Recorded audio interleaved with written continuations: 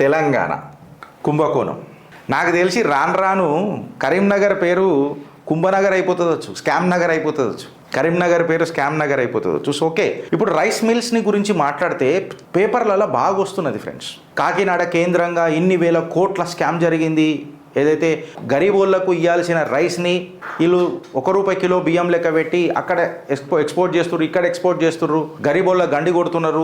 ఇవన్నీ మాట్లాడుతుంటే చిత్రగుప్తులనే ఒక 10-15 కమెంట్స్ వచ్చినాయి ఒకనాడు. మేము పీడిఎస్ రైస్ క్యాంప్ మీద నడిపినప్పుడు, గిరీష్ అసలు రేషన్ బియ్యం ఎవరు తింటున్నారు గిరీష్ ఇవ్వాలి రేపు అని. శ్రీధర్ అన్న కూడా దీని మీద పెద్దగానే ప్రస్తావించిండు. అసలు బియ్యం రావాలంటే ఎడికైనా వస్తుంది, దీని కాస్ట్ ఎడికైనా వస్తుంది, అది మనం ఇస్తుంటే వీళ్ళేమో దాన్ని అట్లా. ఇక నేను అది డీటెయిల్గా పోదలుచుకోలే. బికాస్ ఏది చిత్రగుప్త ఏదైనా బాక్స్ ఓపెన్ చేసి ఏంటంటే ఆధారాలతో ఓపెన్ చేస్తుంది, మంచి మంచోడికి ప్యాక్ అయిపోతుంది. కట్ చేసి సీన్లకు పోతే గరీబోళ్ళకి ఇవ్వాల్సిన ₹1 బియ్యాన్ని వీళ్ళు స్మగుల్ చేసి, నిజంగా చెప్పాలనంటే సినిమా పుష్పాల ఎర్రచందనం స్మగ్లింగ్ చేస్తుంటే చూసినాం. ఈడ తెల్ల బంగారం అంటారు దీన్ని. ఇప్పుడు ఎస్, మీరు వింటుంది కరెక్ట్.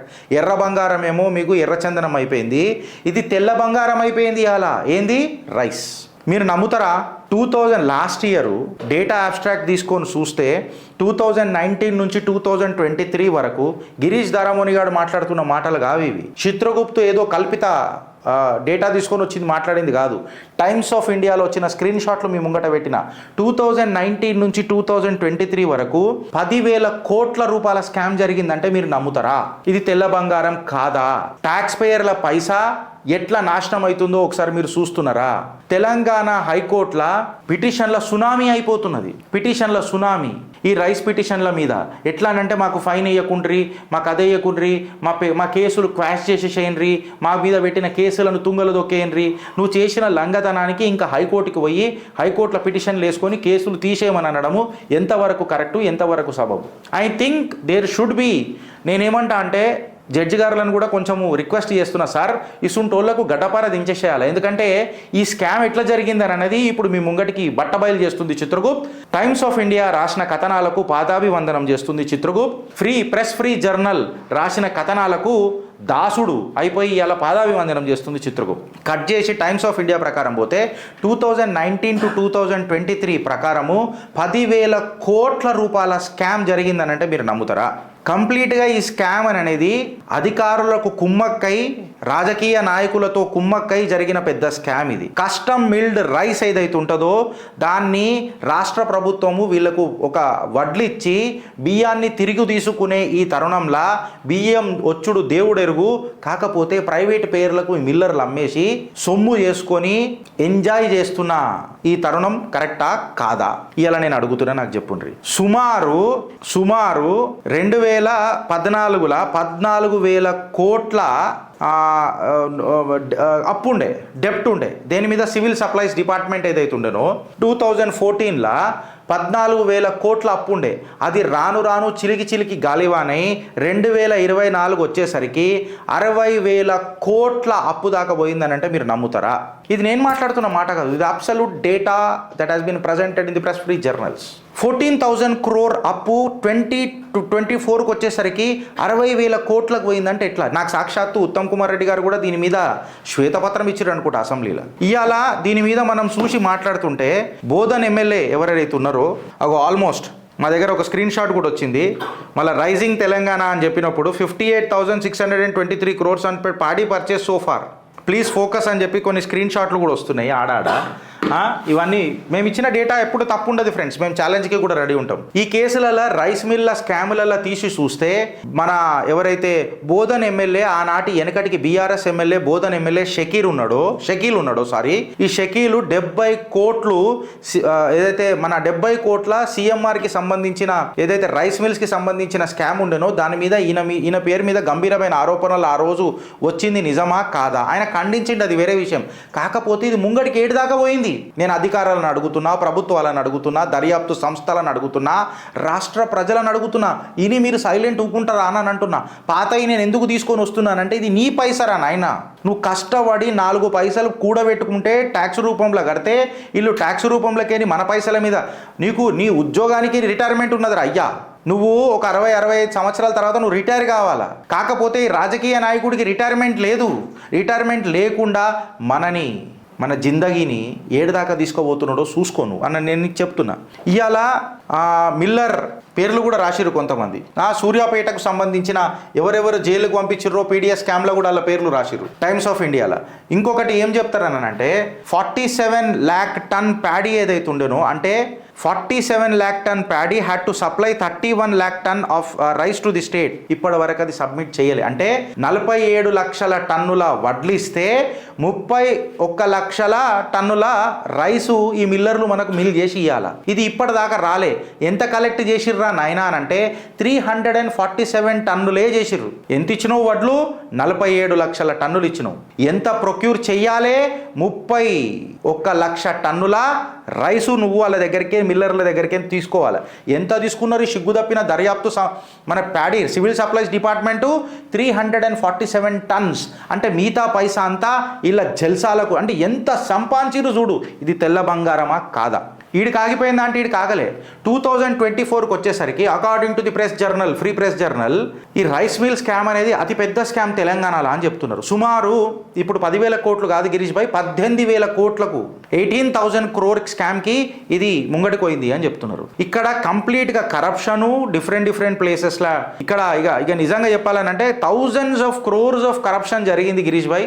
ఆపరేషన్స్ల కరప్షనే, ప్రొక్యూర్మెంట్ల కరప్షనే, స్టోరేజ్ల కరప్షనే, ట్రాన్స్పోర్ట్ల కరప్షనే, డిస్ట్రిబ్యూషన్ల కరప్షనే, ఆఖరికి అమ్ముట్లో కూడా కరప్షనే అని చెప్పి పెద్ద విశ్లేషకారులు మాట్లాడుతున్నారు. అసలు ఇది ఎట్లా జరుగుతుంది అంటే, రైతు అనేటోడు కలెక్షన్ సెంటర్లకు ఈ వడ్లను తీసుకొని వస్తాడు. సివిల్ సప్లైస్ డిపార్ట్మెంట్ ఏం చేస్తుంది అంటే దీని క్వాలిటీని, దీని బరువుని, వెయిట్ని, టార్పాలింగ్ని ఫెసిలిటీసు, ప్యాడీ క్లీనర్లను ఇవన్నిటిని ప్రొవైడ్ చేయాలి. వీళ్ళు ప్రొవైడ్ చేసుడు దూరం మాట. ఆ పాపం వీళ్ళు అయితే ఎప్పుడు చేసి పెట్టరు. కాబట్టి ఇది ఒక్కటి కూడా సక్రమంగా చేసింది ఏం లేదు. వేస్టేజ్ పర్సంటేజ్ ఎంత క్యాల్కులేట్ చేయాలా, ఎంత చేయాలా, ఎంత తీసేయాలా, అదంతా తీస్తున్నారా, మళ్ళీ ఇండ్లో ఏమైనా నడుస్తున్నదా, లేకపోతే రైతులను భయపెట్టి వేస్టేజ్ పర్సెంటేజ్ కింద భయపెట్టి ఏమన్నా వసూళ్లు చేసినరా, ఇది కూడా వన్ ఆఫ్ ది కరప్షనే. నేను రాసుడు కాదు, పేపర్లలో వచ్చిన కథనాలే చెప్తున్నా. లోకల్ లీడర్లతో కొల్యూడై ఈ తెల్ల బంగారం ఏదైతే రైస్ స్కామ్ ఉందో, ఇలా చిత్రగుప్తు ఓపెన్ చేసిన తర్వాత ఒక్క పేపర్ కూడా వదిలిపెడతలేదు. ఇలా మీరు కరీంనగర్ ఎడిషన్ ఆంధ్రజ్యోతి పేపర్ తీసుకున్నా మీకు ఇది కనబడుతుంది. ఆంధ్రజ్యోతి హెడ్లైన్స్లో తీసుకున్నా ఇది మీకు కనబడుతుంది. నిన్న మొన్న దశ పేపర్లో కూడా మీకు కనబడుతుంది. దానికంటే ముందు దిశ పేపర్లో కూడా కనబడుతుంది. దానికంటే ముందు ఈనాడు పేపర్లో కూడా పడుతుంది. ఎందుకు చెప్పాలన్నా, చిత్రగుప్తు షిట్టా ఓపెన్ చేస్తే బునియాదులు కలుగుతాయి ఒక్కొక్కడివి. ఈడికి ఆగిపోయిందా అంటే ఈడికి ఆగదు. లోకల్ లీడర్తో చేతులు కలిపి డిఎస్ఓ ఆఫీసర్లు ఈచ్ సెంటర్ దగ్గర ఆర్టిఫిషియల్ షార్టేజ్ క్రియేట్ చేసి తద్వారా అవినీతికి పాల్పడుతున్నది నిజమా కాదా? ఈ షార్టేజ్ క్రియేట్ చేయడం వల్ల చిన్న మిల్లులు ఎవరెవరైతే ఉన్నారో వాళ్లకు పెద్ద వచ్చుడు ఏం లేదు, కానీ పెద్ద మిల్లర్లు మాత్రము 1,000 కోట్లకు పడగనెత్తినరు. ఇక లక్షలనే ఇలా సంపాదన. ఒక చిన్నపాటు మిల్లరే, నేను పేరు తీసుకుంటలేను, ఆధారాలు ప్రొడ్యూస్ చేస్తాయి ఇక త్వరలో.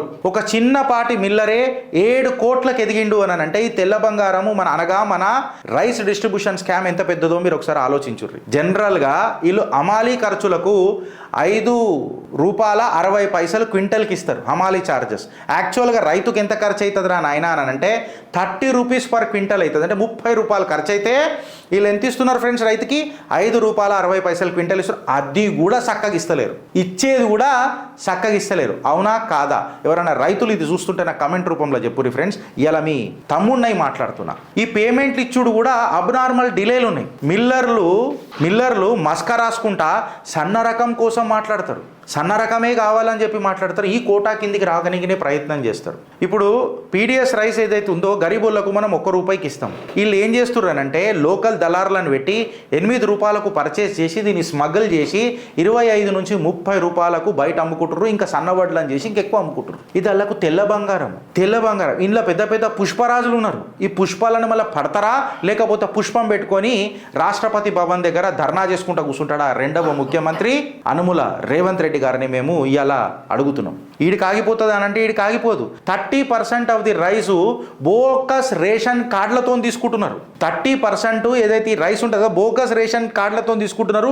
మళ్ళీ దీని మీద కోట్ల రూపాయల గండి పడుతున్నది తెలంగాణ ఖజానాకు. ఈ చిత్తశుద్ధ రాష్ట్ర ఖజానా మీద చిత్తశుద్ధి ఉన్నాయి అనుముల రేవంత్ రెడ్డి గారికి ఏమన్నా సోయి ఉన్నదా అని చెప్పి అలా చిత్రగుప్తు ద్వారా ప్రజల ద్వారా మనం ప్రశ్నిస్తామా వద్దా?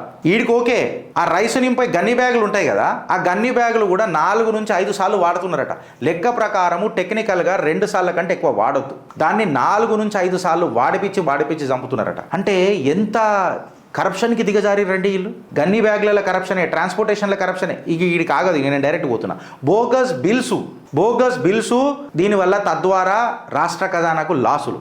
ఆర్టిఫిషియల్ షార్టేజ్ చేసింది వీళ్ళే కాదా? మిల్లర్లు ఏం చేస్తున్నారు, మళ్ళీ ఈ వడ్లను తీసుకొని రైస్ చేసిన తర్వాత ఇది ఏడికి చేస్తున్నారు అని అంటే బయట బ్లాక్ మార్కెట్లు అమ్ముకుంటున్నారు. ఫిజికల్ స్టాక్కి వీళ్ళకి వచ్చిన వడ్లకు వీళ్ళ దగ్గర సప్లై చేస్తున్న రైస్లకు పొంతనుండదు, అసలు ఉండవు. ఆస్తులు ఆడ కొనరు వీళ్ళు, మొత్తము వేరే పట్టణాలకు షిఫ్ట్ అయిపోతారు, అవసరమైతే వేరే రాష్ట్రాలకు పోతారు, అక్కడ ప్రాపర్టీలు కొని పెట్టుకుంటున్నారు. పెద్ద ఐఏఎస్లకు ఐపీఎస్లకు కూడా ఈ డొంక పట్టుకోవాలనంటే పాపం వాళ్ళకు దొరుకుతలేదు, నాడి దొరుకుతలేదు. ఎందుకు చెప్పాలా? మీరు ఓటేసిన ఆ అడ్డమైన రాజకీయ నాయకులు కొంతమంది అడ్డం నిలబడి సక్రమంగా నీతిగా పనిచేద్దామన్న ఐఏఎస్ ఐపీఎస్ ఆఫీసర్లకు కూడా ఒక చెక్ డ్యామ్ లెక్క నిలబడతారు. ఇది వాస్తవం కాదా? ఇలా చిత్రగుప్తు ద్వారా నేను అడుగుతున్నా. రాష్ట్ర ఖజానాకు ఇంత జరుగుతున్న గండికి ఎవడు బాధ్యుడు అని ఇలా నేను ప్రశ్నిస్తున్నా. ఇంకొకటి ఏందనంటే, సరే నువ్వు వడ్లు తయారు చేసినావు, వడ్లు ఇచ్చినావు, వడ్లు తయారైనాక రైస్ తయారైంది, మళ్ళీ ఈ రైస్ని సివిల్ సప్లైస్ డిపార్ట్మెంట్ కలెక్ట్ చేయాలన్నప్పుడు సకాలంలో బండ్లు పంపాలి కదా. బండ్లు పంపిస్తేనే కదా వాళ్ళు మిల్లర్లు పైసలు అది పంపుతారు. కావాలని సివిల్ సప్లై డిపార్ట్మెంట్ అంట బండ్లు పంపిస్తలేదట. మా దగ్గర ట్రాన్స్పోర్టేషన్ షార్టేజ్ ఉన్నది. నీకు అన్ని షార్టేజే ఉంటాయి. నువ్వు మాకేమో కరెంట్ షార్ట్ పెడతావు. ఒక సామాన్యుడు ట్యాక్స్ కట్టుకుంటా షాక్ తింటాడు, నువ్వేమో తెల్ల బంగారం స్కామ్ అంటే అనగా ఈ రైస్ స్కామ్ చేసుకుంటా మమ్మకు అవాక్కు చేసుకుంటా కూర్చో. ఇంక ఉల్టా హైకోర్టులలో కేసులు వేస్తారు, కోర్టులలో కేసులు వేస్తారు. ఏమనని? వచ్చి సివిల్ సప్లై మేము తీసుకుంటలేదు, మాకు 340 రూపాయల క్వింటల్కి స్టాకింగ్కి కావాలా, కస్టడియన్ ఛార్జెస్ కావాలా అని చెప్పి కోర్టులలో కేసులు వేస్తారు సిగ్గుదప్పిన వాళ్ళు. మళ్ళీ 47 లక్షల టన్నుల వడ్లిస్తే 31 లక్ష టన్నుల రైస్ రావాలి కదా, కేవలం 347 టన్నులే వచ్చింది కదా. మళ్ళీ దీని మీద ఈ బ్యాలెన్స్ ఎట్లా క్లియర్ చేస్తారు? ఎవడు క్లియర్ చేస్తారు? ఎవడు చేసేటు స్కాము? ఎవడు ఇన్వాల్వ్ ఉన్నాడు అన్నది ఎవడు చేస్తాడు? మంచి మిల్లర్లు కూడా ఉన్నారు, నేను కాదని అంటలేను. కాకపోతే ఇలా స్కామ్ ఎక్కువ కనబడుతుంది మంచితనం కంటే. అసలు ఈ స్కీమే అవసరమా అని చెప్తున్నా. 14,000 కోట్ల ఉన్న అప్పు 2014లో సివిల్ సప్లైస్ డిపార్ట్మెంట్ మీద, అది రాను శిలికి గానైపోయి డెప్ట్ ఏదైతే ఉంటుందో according to the in this department is beyond 60,000 crores now. ఎట్లా cheating, corruption, diversion and to that matter evasion of taxes, ఇన్ని కేసులు ఉన్నాయి. Criminal బ్రీచ్మెంట్ of trust. ఇది కాదా? ఈ స్కీమ్ మనకు అవసరమా? రైతుకు సక్రమంగా ఏం కావాలో శ్రీధర్ అన్న చెప్తాడు ప్రతిసారి. రైతుకు నీకు ఏం కావాలో ఫస్ట్ అది ఇర్రా నాయన, చాలు రైతుకు అది. ఈ అడ్డమైన స్కీములు తీసుకొని వచ్చి గన్నీ బ్యాగ్ల కాడికేని, హమాలీ ఛార్జెస్ల కాడికేని, ట్రాన్స్పోర్టేషన్ల కాడికేని, ఇక దాని తర్వాత ఈ వెట్ రైస్ అని అంటాం కదా, దాన్ని ఏమంటారా? రా రైస్ కాదు, రా రైస్, బాయిల్డ్ రైస్, మళ్ళీ అదొక స్కాము. ఇంకొకటి అది అంటారు కదా తడిసిన వడ్లని సర్కార్ కొంటది అని చెప్పి ఒక ప్రకటన వస్తుంది రాష్ట్ర ప్రభుత్వం నుంచి. తడిసిన వడ్లు యాక్చువల్లీ ఎన్ని టన్నులలో ఉన్నాయన్నది ఎవడు లెక్కేయడు. అప్పుడు ఏమవుతుంది అంటే తడవని ధాన్యాన్ని కూడా లెక్కలలో వేసి అమ్మేస్తారు. ఇది కూడా ఒక స్కామ్. ఏదన్నా డిజాస్టర్ వస్తే ప్రభుత్వానికి అది ఒక అత్యంత ప్రీతికరమైన వార్త.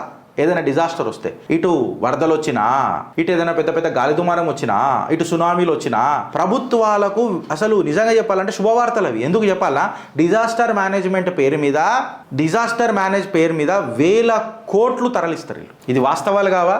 నేను రైస్దే తీసుకొని మాట్లాడినా, ఇంకా వేరే దాని మీద చాలా వస్తాయి. చిత్రగుప్తు తన చిట్టాలు ఇప్పుడు మొదలెట్టింది ఫ్రెండ్స్. నేను చెప్పినా కదా, భానుడు కంటే భగ్గుమంటాం ఒక్కొక్కటి. రాష్ట్ర ఖజానాకు, రాష్ట్ర ప్రజలకు, ఆర్ టు దట్ మ్యాటర్ పొలిటికల్గా ఎప్పుడన్నా ఆలోచిస్తే ఏ పార్టీ అయినా కార్యకర్తకు ఏదన్నా ఇష్యూ అయితే వదిలే ప్రసక్తి ఉండదు.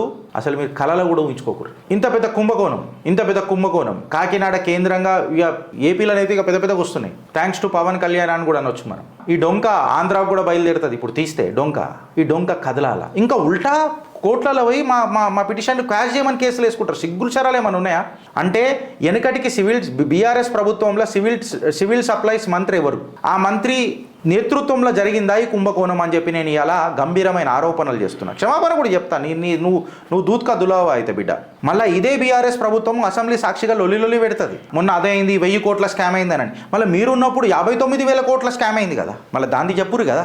ఇక్కడ కాంగ్రెస్ వాడు సుఖమైనోడు కాదు, బీఆర్ఎస్ వాడు సుఖమైనోడు కాదు. ప్రాబ్లం ఏంది తెలుసా? నువ్వు నేను కూడా సుఖమైనోడు కాదు. ఎందుకనంటే 1 రూపాయి కిలో బియ్యం ఇస్తుంది కదా అని ఆలోచిస్తున్నారు. కాకపోతే వాళ్ళు వందల కోట్లు 1000 కోట్లు సంపాదిస్తున్నారా నాయన నీ గరీబీకి చక్కర్లా. ఈ అడ్డమైన స్కీములకు మభ్యపడి ఓటయ్యకుర్రి, నెత్తిలకు కొంచెము ఎక్కించుకోర్రి. ఆడు స్కీమ్ తెచ్చిండంటే ఒక స్కామ్ చేస్తాడు. ఆడు అందుకే నీకు 1000 రూపాయలు కాదు 10,000 ఇచ్చి కూడా ఓటు కొంటాడు. ఆడు అందుకే కొంటాడు. వాడికి రిటర్న్ ఆఫ్ ఇన్వెస్ట్మెంట్ వాడికి తెలుసు. ఈడికి ఏముంది 1000 రూపాయలు ముఖం మీద కొడదాం మనకు 10,000 వస్తాయి అని చెప్పి మాట్లాడతాడు. ఆడు 10,000 సంవత్సరానికి కాదు నెల సంపాదిస్తాడు. నీకు ఆ 1000 రూపాయలు ఒకటేసారి ఇస్తాడు. ఓ ఓటర్ నువ్వు ఆలోచించు, లేకపోతే అనుభవించు. భారత్ మాతాకి జై.